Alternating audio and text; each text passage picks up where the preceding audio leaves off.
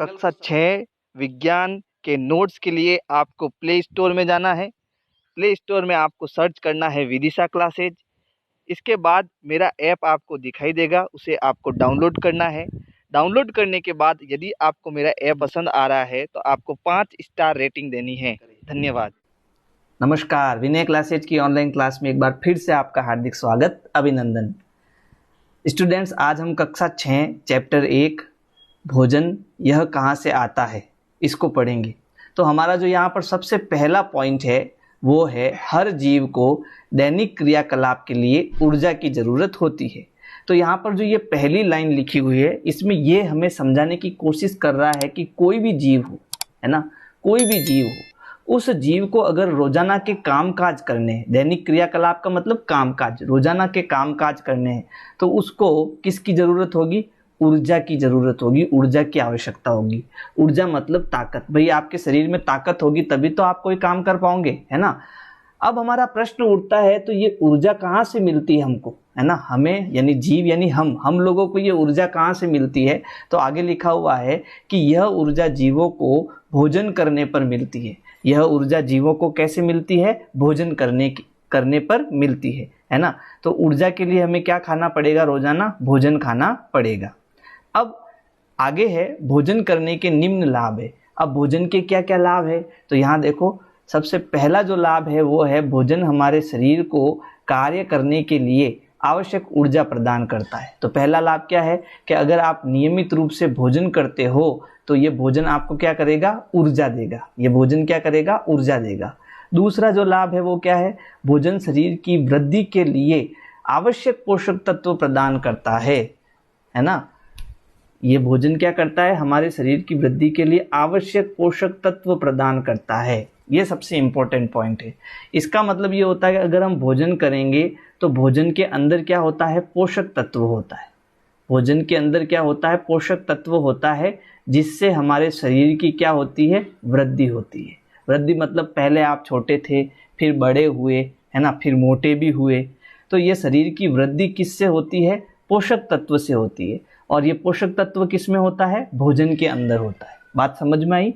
तो ये हमारा दूसरा लाभ हो गया। फिर भोजन करने से तीसरा लाभ क्या है कि भोजन हमें स्वस्थ रखने के लिए विभिन्न रोगों से बचाता है ना। यानी अगर आप नियमित रूप से भोजन करते हैं तो आपको क्या होता है? रोगों से यह बचाता है ना। जैसे आपको सर्दी खांसी जुकाम हो जाता है, लेकिन आप अच्छा भोजन खाते हैं तो आपको सर्दी जुकाम भी जल्दी से नहीं होगा। तो भोजन करने से हमारा जो शरीर होता है वो कैसा होता है? स्वस्थ होता है ना, और हमें विभिन्न रोगों से बचाता है। ठीक है, आगे पढ़े चलो।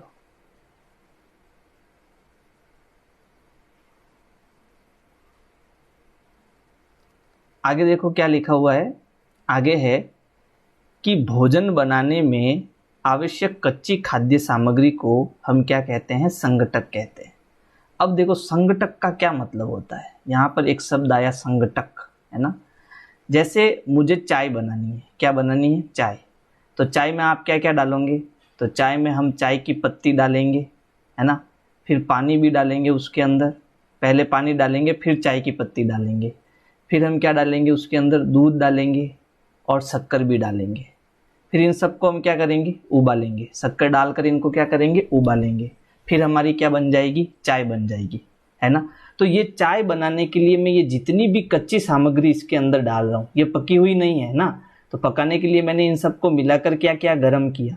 तो ये जो जितनी भी कच्ची सामग्री है ना, इन सबको हम क्या कहेंगे? संघटक कहेंगे। इन सबको हम क्या कहेंगे? संघटक कहेंगे। बात समझ में आई? तो संघटक क्या होता है? संघटक होता है भोजन बनाने के लिए आवश्यक कच्ची खाद्य का मतलब होता है खाने योग्य सामग्री को हम क्या कहते हैं? संघटक कहते हैं।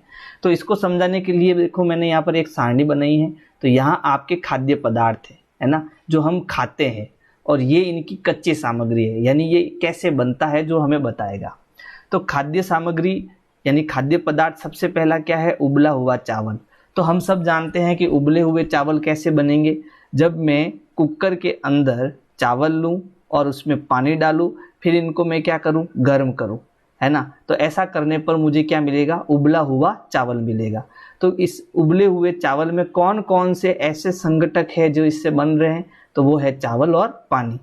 फिर है पकी हुई सब्जी। तो पकी हुई सब्जी कैसे बनेगी भाई, तो पकी हुई सब्जी के लिए हम सबसे पहले बाजार जाकर वहाँ से कच्ची सब्जी लेकर आते हैं और इस कच्ची सब्जी को काट कर फिर इसके जो है तेल और मिर्च मसाले सब मिलाकर इनको क्या करते हैं, गरम करते हैं। तो हमें क्या मिलती है, पकी हुई सब्जी मिलती है। तो ये सब जो है कच्ची सब्जी, तेल, मिर्च मसाले, ये सब इसके क्या हो गए, संघटक हो गए। ये सब इसके क्या हो गए, संघटक हो गए, है ना। फिर है अंकुरित चना। देखो अंकुरित चना के लिए हमको चाहिए चना और पानी। अब ये अंकुरित चना बनता कैसे है, तो आप इसको आसानी से घर पर बना सकते हो। कैसे कि अगर मान लो आप चना लेते हो, क्या लेते हो, चना, और उनको जो है पानी में धोते हो। क्या करते हो, पानी के अंदर धोते हो और पानी के अंदर थोड़े 2-3 घंटे तक इसको भिगो के रखते हो। फिर उसके बाद इस चने को निकाल कर रात भर जो है आपको इस चने को गन्ने में बांध कर रखना है। किस में बांध कर रखना है, गन्ने के अंदर। जो कपड़ा होता है ना, कपड़े के अंदर जो है बांध कर रखना होता है। तो फिर 24 घंटे के बाद में इस चने में, जैसे मान लो ये चना है, इस चने में से हरे हरे जो है घास निकलती है। हरी हरी क्या निकलती है, घास निकलती है। इसी को हम क्या कहते हैं, अंकुरित चना कहते हैं। आपके घर पर आपके जो माता जी है वो आपको अंकुरित चना बना सकती है ना। आप उनको कहिएगा, वो आपके लिए अंकुरित चना जरूर बनाएंगी। ठीक है, तो देखो आगे क्या है, आगे हमारे है भोजन के स्रोत। अब देखो ये स्रोत क्या होता है, स्रोत का मतलब होता है कहाँ से प्राप्त होता है ना। स्रोत का मतलब क्या होता है, स्रोत का मतलब है प्राप्त करना। स्रोत का मतलब क्या है, प्राप्त करना। किसी भी चीज को हम जहां से प्राप्त करते हैं उसे हम क्या कहते हैं, स्रोत कहते हैं। यहाँ लिखा है भोजन के स्रोत, यानी हम भोजन कहाँ कहाँ से प्राप्त कर सकते हैं।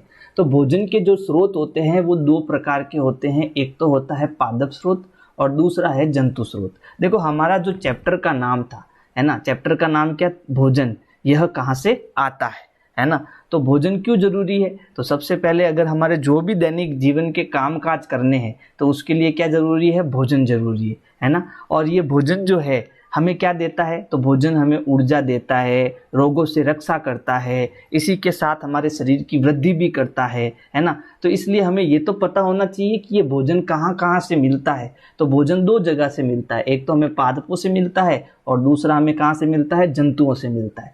अच्छा, ये पादप स्रोत यानी जहाँ जो पादपों से मिलता है वो कौन कौन से भोजन है, तो वो है आपके अन्न, सब्जी, फल, ये आपके कौन है। इसके अलावा बहुत सारे हैं, लेकिन जो मुख्यतः है वो कौन कौन से हैं, अन्न है, सब्जी है और फल है। फिर जंतु स्रोत यानी जंतुओं से हमें क्या क्या भोजन के रूप में मिलता है, तो देखो जंतुओं से दूध मिलता है, मांस मिलता है, अंडे मिलते हैं। तो ये आपके क्या हो गए, जंतु स्रोत। तो अगर आपको परीक्षा के अंदर पूछे कि बताओ भोजन कहाँ कहाँ से प्राप्त होता है, तो भोजन मुख्य रूप से कहाँ कहाँ से प्राप्त होता है, 2 जगह से प्राप्त होता है। एक तो पादपों से प्राप्त होता है यानी पेड़ पौधों से प्राप्त होता है, और दूसरा जंतुओं से प्राप्त होता है। अच्छा, पेड़ पौधों से क्या क्या प्राप्त होता है, तो अन्न, सब्जी, फल आदि। और जंतु से क्या प्राप्त होता है, दूध, मांस, अंडा आदि। आगे है पौधों का वह भाग जिसे भोजन के रूप में खाया जाता है, इसके आगे लिखा होगा खाद्य भाग कहते हैं, है ना। उसे हम क्या कहते हैं, खाद्य भाग कहते हैं। आप अपनी कॉपी में इसको नोट कर लेना। तो पौधों का वह भाग जिसे भोजन के रूप में क्या किया जाता है, खाया जाता है, उसे हम क्या कहते हैं, खाद्य भाग कहते हैं। तो यहाँ पर मैंने कुछ पेड़ लिए हैं, उनकी ये कुछ भाग है ना। हम सभी जानते हैं कि अगर कोई मान लो ये मेरे पास पेड़ है ना, और ये ज़मीन है, तो ज़मीन के नीचे पेड़ की क्या होती है, जड़ें होती है। ये हम सबको पता होना चाहिए। तो पेड़ के नीचे जो है यानी ज़मीन के नीचे जो है वो क्या होती है, जड़ें होती है ना। फिर इस भाग को हम क्या कहते हैं, तना कहते हैं। जो बीच का भाग कठोर होता है उसको हम क्या कहता है, तना कहते हैं। और जो ये ऊपर का भाग है जिसमें हमें क्या क्या मिल जाएगी, इसमें हमें खूब सारी पत्तियां मिल जाएगी, टहनियां मिल जाएगी, इसके बाद इसमें फूल भी हमें मिल जाएंगे, है ना। तो इस पेड़ का कौन सा भाग है जिसको हम खाते हैं वो हमें पता होना चाहिए। तो इसको मैंने एक सारणी में बनाया है, समझने की कोशिश करना कि जैसे जड़ है, तो ऐसा कौन सा पौधा है जिसकी हम जड़ खाते हैं? तो वो है गाजर और मूली। गाजर और मूली जो होते हैं वो पेड़ की क्या होती है? जड़ होती है। फिर तना, तो कौन सा पौधा? गन्ना और आलू ऐसा पौधा है जिसका हम क्या खाते हैं? तना खाते हैं। पत्ती, तो पालक का जो पौधा होता है और मेथी का जो पौधा होता है उसका कौन सा भाग खाते हैं हम? पत्ती वाला भाग खाते हैं। फूल गोभी और कद्दू, तो फूल गोभी और कद्दू एक पुष्प होता है और उसको हम खाते हैं, ठीक है। आम और सेब क्या है? फल है। गेहूं और चावल क्या है? बीज है ना। तो इसकी जो फसल होती है खेतों में, हम इसकी क्या उगाते हैं? फसल उगाते हैं। तो इस फसल में जो इसके पौधे होते हैं उनके बीज है क्या है? गेहूं और चावल, उसको हम खाते हैं। अगला पॉइंट है किस जंतु से क्या प्राप्त होता है? तो ये मैंने एक सारणी बनाई है, इसमें हम पता करेंगे कि किस जंतु से हमें क्या प्राप्त होगा। तो देखो यहाँ पर मैंने लिखा है खाद्य सामग्री, फिर ये है कहाँ से प्राप्त होता है, और अगला पॉइंट है क्या क्या बना सकते हैं। तो खाद्य सामग्री कौन सी है? जो खाने योग्य सामग्री है वो है दूध। खाने और पीने योग्य एक ही मतलब होता है ना। तो दूध जो है वो कहाँ से हम प्राप्त करते हैं? तो दूध हम गाय से प्राप्त कर सकते हैं, भैंस से प्राप्त कर सकते हैं और बकरी से भी प्राप्त कर सकते हैं।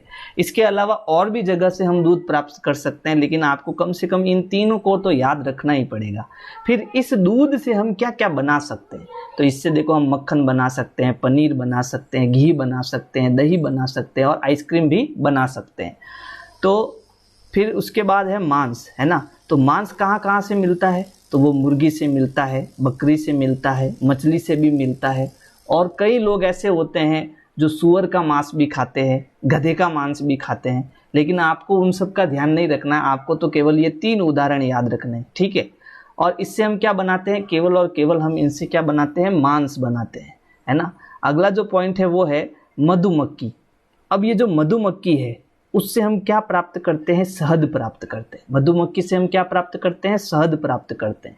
और ये शहद कहाँ काम आता है? तो ये विभिन्न खाद्य सामग्री बनाने में काम आता है, जैसे दवाई के रूप में इसका प्रयोग हम करते हैं, है ना। और भी बहुत सारी चीज़ें हैं जिसमें हम इसको शहद के रूप में प्रयोग करते हैं, ठीक है। अब ये शहद जो है ना, वो कैसे बनता है और ये मधुमक्खी जो है वो शहद कैसे बनाती है ना, इसको भी हम पढ़ लेते हैं।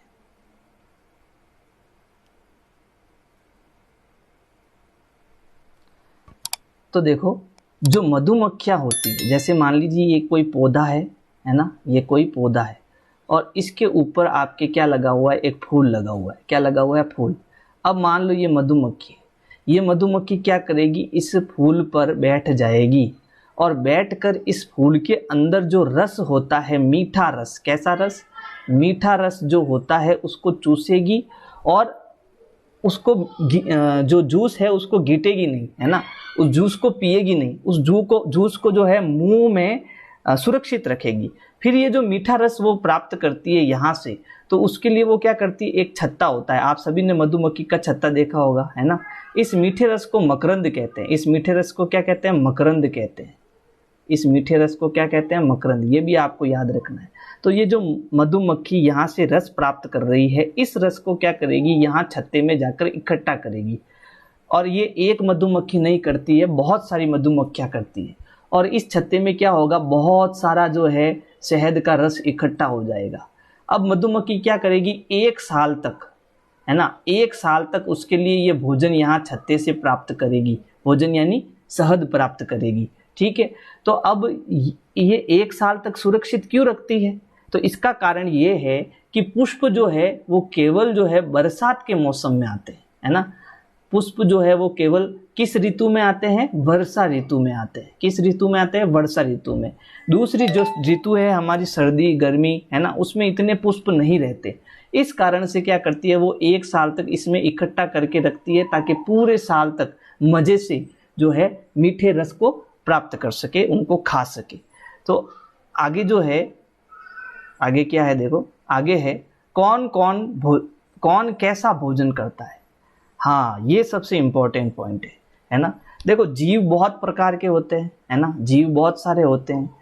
अब उन जीवों में कोई तो आपके क्या खाता है? कोई तो आपके घास खाता है ना, हम घास नहीं खाते। तो कोई आपके क्या खाता है? मांस खाता है ना। तो कोई क्या करता है शाकाहारी भोजन यानी कि रोटी दाल वगैरह वगैरह खाता है, ठीक है। तो ये जो जीव होते हैं वो अलग अलग टाइप के होते हैं और वो अलग अलग प्रकार के भोजन खाते हैं। तो अब इसको हमें पूरा डिटेल में समझना है, विज्ञान की भाषा में समझना है इसको, ठीक है। तो आगे देखो यहाँ पर लिखा हुआ है कि पोषण दो प्रकार का होता है, स्वपोषी और परपोषी। तो सबसे पहले ये पोषण क्या चीज है इसको हम समझते हैं। तो पोषण का मतलब ये होता है कि कोई भी जो जीव होगा, है ना, कोई भी जो जीव होगा वो क्या खाएगा, वो भोजन खाएगा और भोजन खाकर क्या करेगा, उस भोजन को खाकर उसको ऊर्जा मिलेगी जिससे वो अपना जीवन यापन करेगा, है ना, ऊर्जा मिलेगी जिससे वो क्या करेगा, जीवन यापन करेगा। तो ये जो पूरी प्रक्रिया है जीवन का, जीव जो है वो भोजन खाते हैं, फिर उसको ऊर्जा मिलती है, फिर वो अपने काम काज करता है, इसी को हम क्या कहते हैं, पोषण कहते हैं। अब ये जो पोषण होता है वो कितने प्रकार का होता है, पोषण दो प्रकार का होता है। तो अब आपका जो सबसे इम्पोर्टेंट भाग है जो समझना है, जो आगे भी आपके काम आने वाला है ना, वो है कि जो पोषण होता है वो दो प्रकार का होता है। एक तो होता है स्वपोषी, है ना, एक होता है स्वपोषी और दूसरा होता है परपोषी। अब देखो स्वपोषी क्या है और परपोषी क्या है। तो जो जीव अपना भोजन खुद बनाते हैं उन्हें हम स्वपोषी कहते हैं, जैसे हरे पेड़ पौधे। तो ये जो स्वपोषी होते हैं वो अपना भोजन जो है क्या करते हैं, खुद बनाते हैं, किसी की सहायता नहीं लेते, क्या करते हैं, खुद बनाते हैं, जैसे पेड़ पौधे, है ना। जो हरे पेड़ पौधे होते हैं, जितने भी पेड़ पौधे होते हैं वो अपना भोजन क्या करते हैं, स्वयं बनाते हैं, है ना। आपने कभी देखा है क्या, जो पेड़ पौधे होते हैं वो खाना खाते हैं, है ना, खाना खाते नहीं है, उनके अंदर ही अपना आप भोजन बनता है। अब वो भोजन कैसे बनता है तो हम आगे जो चैप्टर जैसे जैसे आएंगे उसमें पढ़ते जाएंगे, है ना। अब जो दूसरा है परपोषी, वो कैसे भोजन खाता है और वो कैसे भोजन बनाता है। तो देखो यहाँ लिखा हुआ है कि जो जीव किसी अन्य जीव से भोजन लेते हैं उन्हें हम परपोषी कहते हैं, है ना। तो वो ये क्या करते हैं, अन्य से भोजन करते हैं, क्या करते हैं, अन्य से भोजन करते हैं, ठीक है। तो इसको हम कहते हैं परपोषी। स्वपोषी तो अपना भोजन जो है स्वयं बनाता है और जो परपोषी है वो दूसरों से भोजन लेते हैं, दूसरों से भोजन करते हैं, है ना। तो स्वपोषी में कौन कौन आ गया, पेड़ पौधे आ गए। परपोषी में कौन आ गया, पेड़ पौधों के अलावा सब किस में आ गए, परपोषी में आ गए, है ना। जैसे मनुष्य है, चूहा है, गाय है, बिल्ली है, पक्षी है, पशु है, जो भी है वो किस में आ गया, परपोषी में आ गया, क्योंकि ये सब दूसरों से भोजन प्राप्त करते हैं। कैसे, जैसे मान लो मनुष्य है तो मनुष्य क्या खाता है, पेड़ पौधों को खाता है, तो ये पेड़ पौधों पर निर्भर हो गए, है ना, क्योंकि वो अन्य लोगों को भोजन के रूप में लेते हैं, तो ये परपोषी हो गया। अब आगे है परपोषी जीवों को 3 भागों में बांटा गया है ना। तो अब परपोषी जो होते हैं वो भी कितने प्रकार के होते हैं, 3 प्रकार के होते हैं। ये बहुत बढ़िया टॉपिक है आपका और ये आपको याद रखना है जीवन भर, है ना। परपोषी जो जीव होते हैं वो कितने प्रकार के होते हैं, 3 प्रकार के। परपोषी जीव कितने प्रकार के होते हैं, 3 प्रकार के। सबसे पहला जो है वो है शाकाहारी जंतु, है ना, शाकाहारी जंतु। तो देखो शाकाहारी जंतु किसे कहते हैं, ऐसे जंतु जो केवल पौधों के खाद्य भाग को खाते हैं शाकाहारी जंतु कहलाते हैं, जैसे बकरी, खरगोश, हिरण आदि, है ना। वे जंतु केवल जो पौधों के खाद्य भाग को खाते हैं। अभी मैंने बताया था खाद्य भाग क्या होता है, जिसको हम खाते हैं उसे हम क्या कहते हैं, खाद्य भाग कहते हैं, है ना। और एक सारणी में हमने पढ़ा था कि फूल गोभी जो है वो एक पुष्प का भाग है ना, पालक जो है वो एक पत्ती का भाग है। तो इन खाद्य भागों को कौन खा रहा है, बकरी खा रही है ना, खरगोश खा रहा है। तो वो सब जीव क्या हो गए, शाकाहारी जीव हो गए। लेकिन इनकी शर्त क्या है, शर्त ये है कि ये केवल पेड़ पौधों से बनी चीजों को खाते हैं। केवल क्या करते हैं, पेड़ पौधों से बनी चीजों को ही खाते हैं, दूसरी चीजों को नहीं खाते। तो शाकाहारी जंतु वे जंतु हैं जो केवल और केवल पौधों के खाद्य भाग को खाते हैं। बात समझ में आ गई। दूसरा है मांसाहारी जंतु। तो अब देखो मांसाहारी जंतु क्या होता है। तो मांसाहारी जो जंतु होता है, ऐसे जंतु जो केवल और केवल दूसरे जानवरों का मांस खाते हैं। जो क्या करते हैं, केवल और केवल दूसरे जानवरों का क्या खाते हैं, मांस खाते हैं, उन्हें हम क्या कहते हैं, मांसाहारी कहते हैं। जो केवल और केवल दूसरे जानवरों का क्या खाते हैं, मांस खाते हैं। वो घास, सब्जी, फल फ्रूट कुछ नहीं खाते, वो केवल क्या खाते हैं, मांस खाते हैं, जैसे शेर और बाघ। तो शेर और बाघ क्या होता है? शेर और बाघ मांसाहारी जंतु होता है। शेर और बाघ क्या होता है? मांसाहारी जंतु होता है। फिर है सर्वाहारी जंतु। तो देखो सर्वाहारी जंतु क्या होता है? ऐसे जंतु जो पादप एवं मांस दोनों प्रकार का भोजन करते हैं, सर्वाहारी जंतु कहलाते हैं, जैसे मनुष्य, कौवा और चूहा। तो ये जो सर्वाहारी जंतु है वो पेड़ पौधों से बनी चीज़ों को भी खा लेंगे और जंतु की चीज़ों को भी खा लेंगे। तो ये आपका चैप्टर हुआ समाप्त। आपको मेरी वीडियो कैसी लगी ज़रूर बताएं। वीडियो को लाइक करें, सब्सक्राइब करें, शेयर करें, कमेंट करें। Thank you. विनय क्लासेज की प्लेलिस्ट के लिए आपको YouTube के सर्च में जाना है, ऊपर लिखना है विनय क्लासेज और सर्च करना है। इसमें आपको मेरा चैनल दिखाई देगा, चैनल में आपको जाना है। इसके बाद में यहाँ पर देखो होम, वीडियोज़ और प्लेलिस्ट का ऑप्शन है। तो इस प्रकार से आप मेरी प्लेलिस्ट पा सकते हैं।